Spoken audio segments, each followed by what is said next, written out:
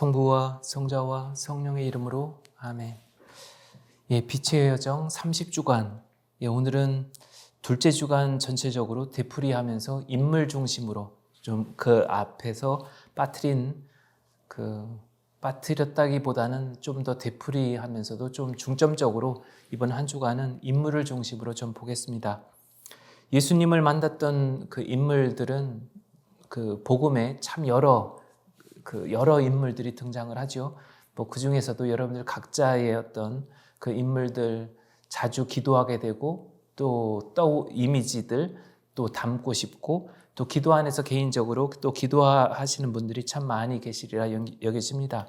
그래서 오늘 겹칠 수도 있고 아니면 또 한편으로 겹치지만 그럼에도 불구하고 또 반복하면 할수록 그 영신수련에서의 그런 이냐수 성인이 강조하시는 것처럼 여러분들의 삶에 있어서 그 인물들, 그 성인, 성녀들, 그분들의 그런 삶이 더욱더 여러분들 삶 속에 그분들의 영성, 그분들 예수님과의 그런 관계 속에서 그 체험들을 더욱더 여러분들 삶으로 가깝게 가져오는데 도움이 되지 않을까 합니다.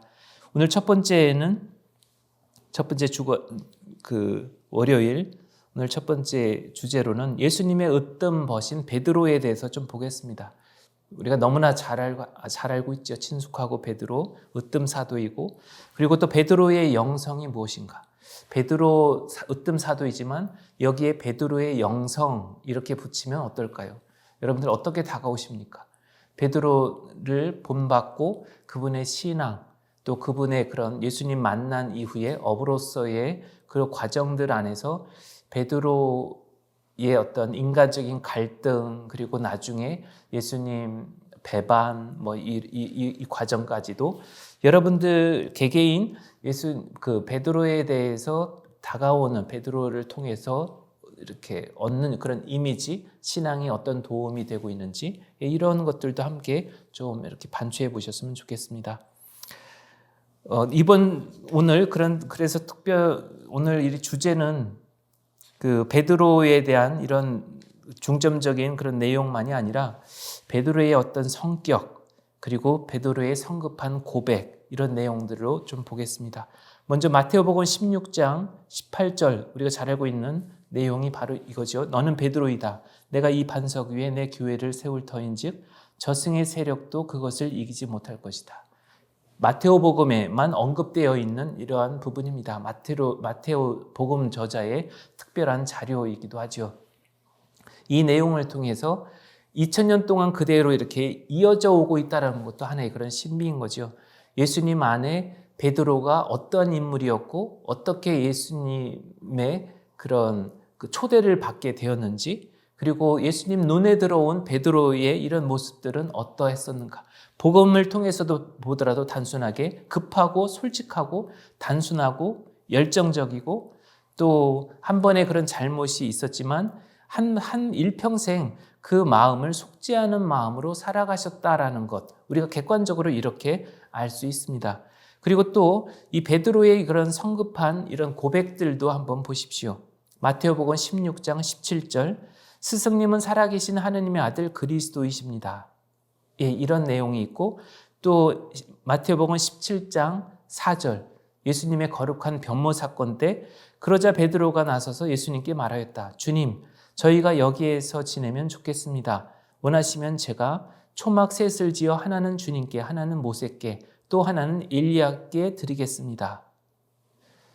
이 거룩한 변모 사건 때 모세와 엘리야 예언자, 이스라엘 백성들에게 있어서 가장 위대한 예언자 두 분을 꼽으라 하면 모세와 엘리야 예언자를 알 수가 있죠. 이 모세와 엘리야 예언자가 그 예수님을 만나고 계시는 이러한 모습을 베드로가 목격을 합니다. 베드로의 그런 내면 안에 어떤 마음이 들었을까요? 그냥 자연스럽게 이런 고백을 하게 되는 거죠. 여기에 초막을 셋을 지어서 하나는 스승님께 하나는 모세께 하나는 엘리야께 드리고 싶습니다라고 그 당시에 이런 모습들을 상상만 해도 베드로는 자기 눈으로 이렇게 목격을 하면서도 이것이 꿈인지 생시인지 도저히 받아들일 수 없는 믿기지 않는 그러한 모습을 이렇게 목격을 하면서 도대체 스승님 저분은 진정으로 메시아신가? 아마 이런 여러 가지 생각들을 하지 않았을까 합니다. 그러면서 더욱더 자신이 지금 가고 있는 그런 여정에 있어서 그 본인 스스로 지금까지 예수님을 따라오면서도 그동안 의심했던 거 아니면 내가 제대로 가고 있는가에 대한 어떤 확신이 들지 않았던 이런 모습들도 이런 이 마태복음 17장 4절 이 체험을 통해서 더욱더 확신으로 그렇게 마음이 굳어지지 않았을까, 확고하게 그 믿음으로 그리고 자리하지 않았을까 하는 그런 상상도 우리가 해볼 수 있습니다. 사도행전 4장 그런 13절을 보면 예수님 부활하신 부활 사건 이후죠. 여기에는 이렇게 표현되어져 있습니다. 루카복음 저자는 베드로와 요한의 담대함을 보고 또 이들이 무식하고 평범한 사람임을 알아차리고 놀라워하였다. 그러니까 베드로와 요한 이들이 예수님을 만나기 전에 직업적으로 어떤 사람이었는가, 그럼에도 불구하고 예수님을 3년 남짓 함께 이렇게 공생활을 따라다니면서 베드로가 어떤 모습으로 바뀌었는가를 사람들은 그 예수님의 어떤 순환과 그다음에 죽음, 부활, 승천 모든 것을 경험한 뒤에 베드로의 어떤 당신의 그런 체험을 주저하지 않고 이야기하고 있는 이런 모습들을 사람들은 이야기를 합니다. 저 사람은 베드로 예전에 어부였고 그 예수와 함께 다니던 사람이었는데 어떻게 저렇게 담대하고 지혜롭고 그리고 주저하지 않고 저렇게 이 많은 사람들 앞에서 이야기를 하게 되었는가. 베드로의 어떤 이 변화된 이런 모습들을 그 예수님 부활 이후에 그 사건들을 모두 체험을 하고 또 주저하지 않고 이해하는 이런 당신의 그 어떤 과거의 이러한 신원들 모든 것을 뒤로하고 이제는 새로운 그런 베드로의 으뜸 제자로서 사도로서 그렇게 당당하게 이야기하고 있는 이런 모습들을 사람들은 보고 많이 놀라워합니다. 오늘은 여기서 마치도록 하겠습니다. 성부와 성자와 성령의 이름으로 아멘.